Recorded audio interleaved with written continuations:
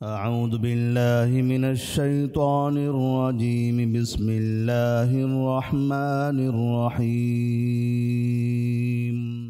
وَلَقَدْ ذَرَأْنَا لِجَهَنَّمَ كَثِيرًا مِنَ الْجِنِّ وَالْإِنسِ لَهُمْ قُلُوبٌ لَا يَفْقَهُونَ بِهَا وَلَهُمْ أَعْيُنٌ لَا يُبْصِرُونَ بِهَا وَلَهُمْ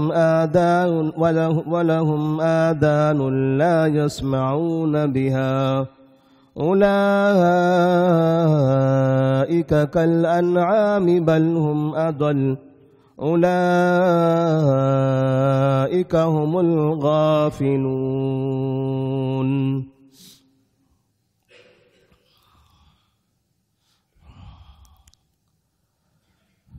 سورۃ الاعراف آیت نمبر 179۔ اللہ تبارک و تعالی نے اس سے پہلے کی آیات میں جب ایسے افراد کی طرف اشارہ فرمایا جو علم کے باوجود اپنے علم کے مطابق عمل نہیں کرتے ہیں، تو ایسی صورت میں اللہ تبارک و تعالی ان کو عذاب میں مبتلا کر دیتا ہے، اور ساتھ ہی علم یہ مکمل طور پر ہدایت والی چیز نہیں ہے۔ ہدایت اللہ تبارک و تعالیٰ کے ہاتھ میں ہے۔ اس لیے دنیا میں کئی ایسے افراد ہیں جن کے پاس علم ہے لیکن وہ گمراہ ہیں۔ علم کے ساتھ ساتھ اللہ تبارک و تعالیٰ سے ہدایت کی بھی توفیق مانگنی چاہیے، دعائیں کرنی چاہیے کہ اللہ ہمیں سیدھی راہ پر چلا۔ اہدنا الصراط المستقیم صراط الذین انعمت علیہم غیر المغضوب علیہم ولا الضالین۔ تو بہت سی جگہوں پر علم ہے، معلومات بھی ہے، لوگ جانتے ہیں، لیکن ان کا دل برائی میں مبتلا ہے، جانتے ہوئے بھی اس پر عمل نہیں کرتے، یا تو سرکشی کرتے ہوئے، یا پھر ہر دھرمی کرتے ہوئے، یا پھر اپنے کسی مسلک یا خاندان یا شہر یا کسی اور وجہ سے اس چیز پر تعصب کرتے ہوئے، یا یہ نہیں چاہتے ہیں کہ بس سامنے والے نے بیان کیا ہے اس لیے میں قبول کروں، میں بیان کرتا ہوں۔ ایسا نہ ہو کہ آج میں نے بیان کیا ہے اور کل سامنے والا کچھ الگ بیان کر دے، مجھے اگر رجوع کر لینا پڑے، اپنی بات چھوڑ دینا پڑے، تو میری عزت کیا رہے گی؟ تو بعض مرتبہ لوگ اپنے ناک کا مسئلہ بنا کر بھی علم کے باوجود گمراہ ہو جاتے ہیں۔ تو اللہ تبارک و تعالی نے اس کے بعد فرمایا وَلَقَدْ ذَرَأْنَا لِجَهَنَّمَ كَثِيرًا مِنَ الْجِنِّ وَالْإِنسِ، کہ ہم نے جہنم کے لیے بہت سے جن اور انس پیدا کیے ہیں۔ اللہ تبارک و تعالی نے دنیا کے اندر جو انسانوں کو اور جنات کو پیدا فرمایا ہے، اس کی وجہ اللہ نے یہ بتائی وَمَا خَلَقْتُ الْجِنَّ وَالْإِنسَ إِلَّا لِيَعْبُدُونَ، میں نے جن اور انس کو صرف اپنی عبادت کے لیے پیدا کیا ہے۔ اور یہاں فرما رہے ہیں کہ ہم نے جہنم کے لیے بہت سے جن اور انس کو پیدا کیا ہے۔ تو یہاں اس کا یہ مطلب نہیں ہے کہ اللہ تبارک و تعالیٰ نے خاص طور پر کوئی ایسی مخلوق ہے، کوئی ایسی جماعت ہے جنہیں صرف جہنم کے لیے پیدا کیا کہ یہ دنیا میں جائیں اور جہنمی والا کام کریں تاکہ ہم بعد میں مرنے کے بعد ان کو جہنم میں ڈال دیں۔ آیت کے ظاہر سے ایسا سمجھ میں آ رہا ہے، لیکن آیت کا یہ مطلب نہیں ہے، کیونکہ اللہ تبارک و تعالیٰ کسی انسان کو یا کسی جن کو خاص جہنم کے لیے ہی پیدا کرے اور پھر اس کو دنیا میں بھیج دے اور دنیا میں اسے کہے کہ قرآن پر عمل کرو، نبی کی سنت کی پیروی کرو، تو اس کا کیا مطلب ہوگا؟ جب اس کو پیدا ہی جہنم کے لیے کیا گیا ہے تو پھر وہ قرآن پر کیسے عمل کرے گا؟ کیسے وہ شریعت پر عمل کرے گا؟ کیسے وہ نیک کام کرے گا؟ کیسے وہ اپنے ماں باپ کی فرما برداری کرے گا؟ کیسے وہ معاشرے میں اچھا رہے گا؟ ظاہر سی بات ہے اگر یہ سارا کام کرنے لگے تب جہنم سے دور چلا جائے گا، جہنم سے دور ہو جائے گا، اور اگر نہ کرے تو پھر ایسی صورت میں جہنم کی طرف جائے گا. تو اللہ تبارک و تعالیٰ کے ہاں کہنے کا مطلب یہ ہے کہ ہم نے تمام انسانوں کو اپنی عبادت کے لیے پیدا کیا ہے، لیکن ان میں کچھ ایسے لوگ ہیں جن کے بارے میں ہم جانتے ہیں، جن کے بارے میں ہمیں پتہ ہے کہ وہ دنیا میں جا کر کیا کرنے والے ہیں، دنیا میں جا کر کیا کام کرنے والے ہیں، کیسی زندگی گزارنے والے ہیں، شریعت کے مطابق عمل کریں گے یا نہیں کریں گے. اس علم کے حساب سے اللہ تبارک و تعالیٰ نے فرمایا کہ ہم نے بہت سے جن اور انس کو جہنم کے لیے پیدا کیا ہے، ورنہ حقیقت میں اللہ نے سب کو اپنی عبادت کے لیے پیدا کیا. پیدا کرنے کے بعد دونوں راستے بتا دیے، خیر کا راستہ اور شر کا راستہ. دونوں راستے بتانے کے بعد اختیار دے دیا کہ اب یہ دو راستے ہیں، دونوں میں سے آپ کو جو اختیار کرنا ہے اختیار کر لیں. خیر کا راستہ اختیار کرو گے جنت ملے گی، شر کا راستہ اختیار کرو گے تو آپ جہنم میں چلے جاؤ گے. اب اس کے بعد اللہ تبارک و تعالیٰ نے جب اختیار دے دیا تو ان بندوں کے بارے میں اللہ کو پتہ ہے کہ ان میں سے کون سا بندہ صحیح راستے پر چلنے والا ہے اور کون سا بندہ صحیح راستے پر نہیں چلے گا، کون سا بندہ شر کے راستے پر جائے گا اور کون سا خیر کے راستے پر جائے گا. لہم قلوب لا یفقہون بہا. اب جو لوگ شر کے راستے پر جانے والے ہیں، دنیا میں آنے کے بعد، دنیا میں پیدا ہو جانے کے بعد، کتاب و سنت اور دین ان کے پاس آ جانے کے بعد بھی جہنم کے راستے پر جانے والے کون لوگ ہوتے ہیں، کس طرح کے ہوتے ہیں، ان کی صفات کیا ہوتی ہیں. لہم قلوب لا یفقہون بہا. ان کے پاس دل ہوتے ہیں لیکن وہ سمجھتے نہیں ہیں. ان کے پاس دل ہوتے ہیں لیکن وہ سمجھتے نہیں ہیں. یعنی کوئی بھی حق بات بتاؤ تو وہ سمجھ میں نہیں آتی، اچھی بات بتاؤ تو وہ سمجھتے نہیں ہیں، ان کا دماغ کام نہیں کرتا ہے. شر کے کاموں کے لیے ان کا دماغ کام کرتا ہے. ان کے پاس دماغ بہت ہوتا ہے لیکن اچھی باتیں وہ سمجھتے نہیں ہیں. جیسے اگر دیکھا جائے جو مشرکین ہوتے ہیں، کفار ہوتے ہیں، کفار میں ہم نے دنیاوی اعتبار سے دیکھا ہے کتنے لوگ بڑی بڑی مہارتوں والے ہوتے ہیں، بڑے بڑے سائنسداں بھی اس میں ہیں، بڑے بڑے ڈاکٹرز بھی ہیں، بڑے بڑے ماہرین اس کے اندر موجود ہیں.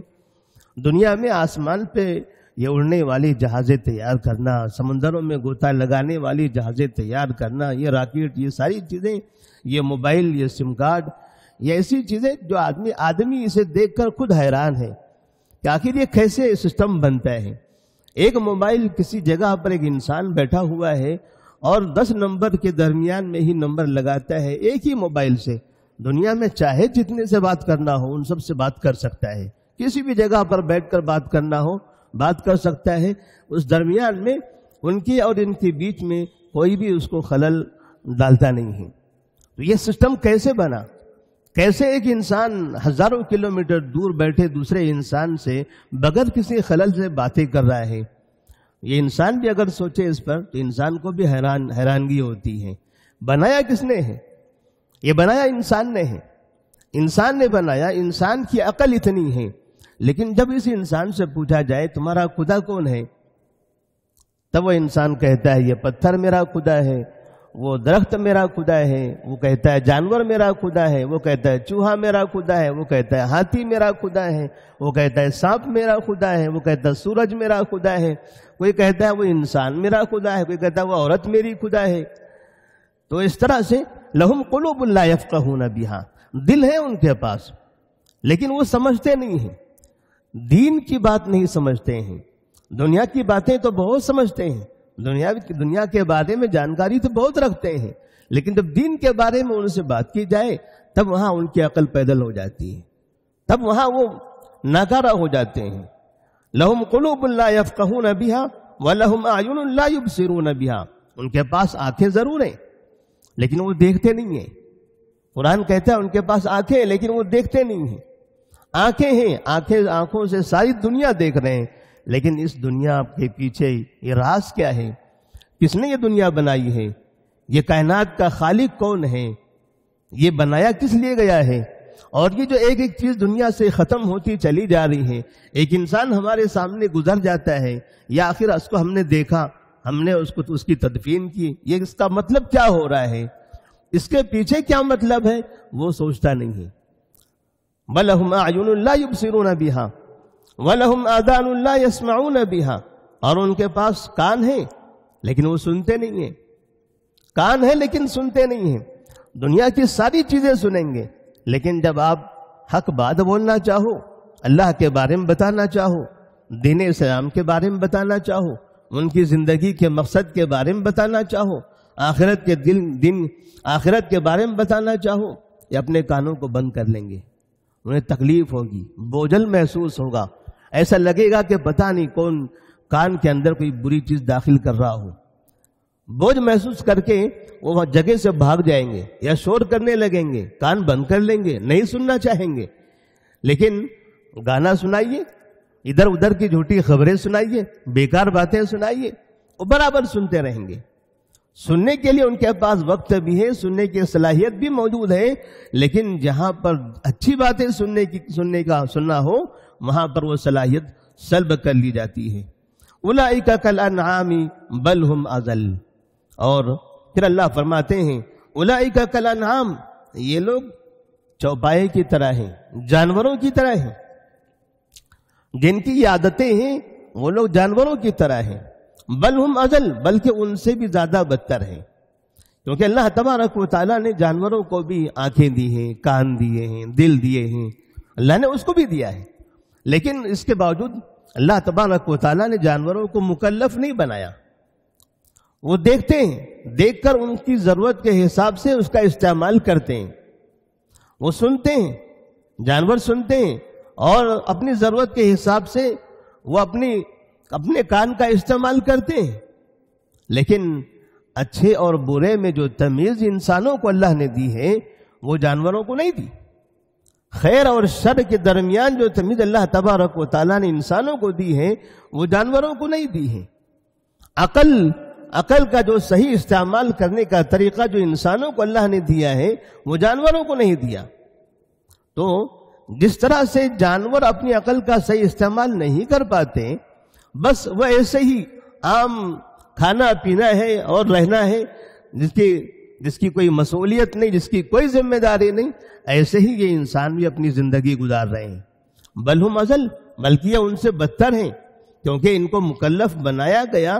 اس کے باوجود اگر یہ جانوروں کی طرح زندگی گزار رہے ہیں تب تو یہ جانور سے برے ہوئے. جانور تو مکلف نہیں ہیں, یہ مکلف ہیں.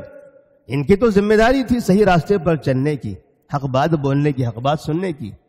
اولئک کالانعام بل ہم اضل اولئک هم الغافلون. تو اللہ تبارک و تعالیٰ فرماتے ہیں کہ یہی لوگ غافل ہیں, یہی لوگ غافل ہیں اللہ تبارک و تعالیٰ کے راستے سے, اللہ تبارک و تعالیٰ کے فرمان سے, دین سے.